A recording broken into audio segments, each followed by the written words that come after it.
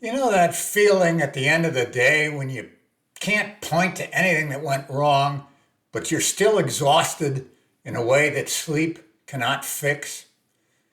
You did the things, you answered the messages, you filled out the forms, you kept the treadmill moving, yet somehow you're further from your own life than when you started. Here's a sentence I want you to sit with. Being-blindness is the source of all dissatisfaction.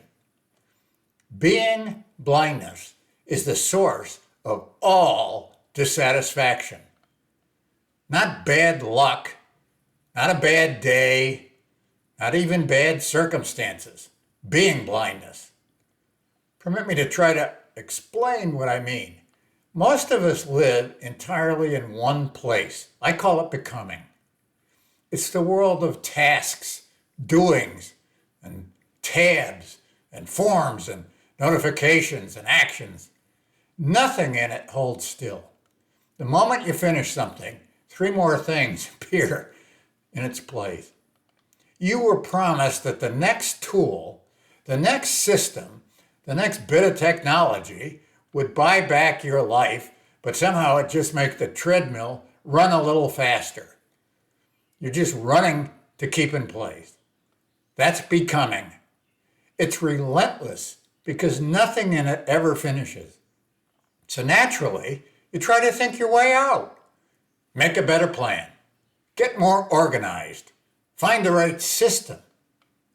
I need to tell you something that took me decades really to understand. That doesn't work. It's not because you're doing it wrong.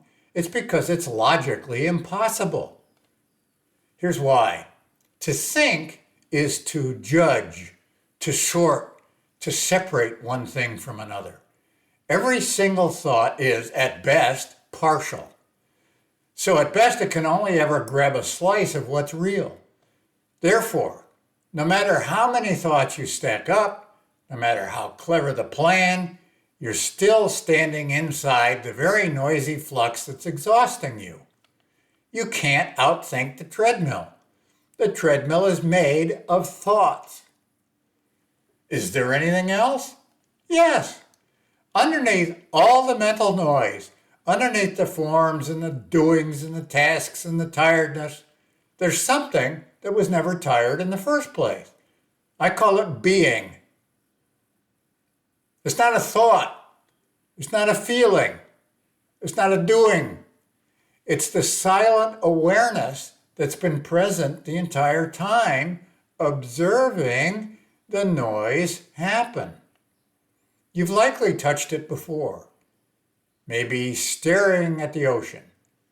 Maybe after a cry in that half second when everything goes strangely still. Maybe just witnessing your own breath for a few seconds. In that moment, nobody is trying to get anywhere.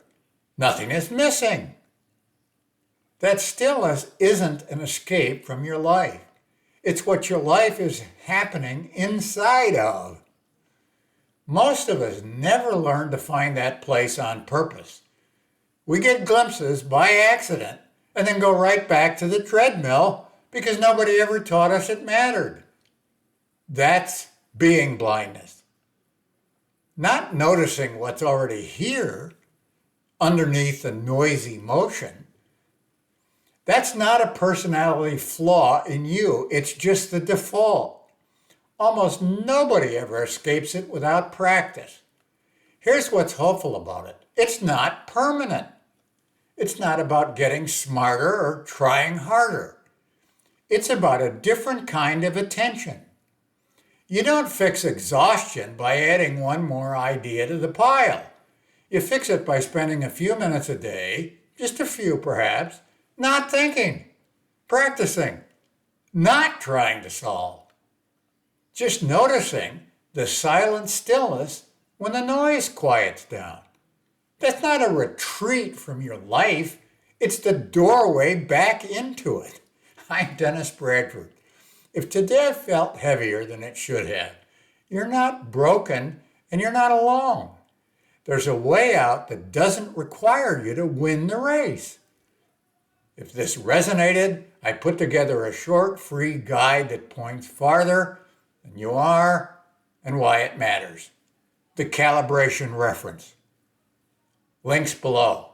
It's a free download. Link to payhip.com/Ironox, IRONOX. Again, links in the description.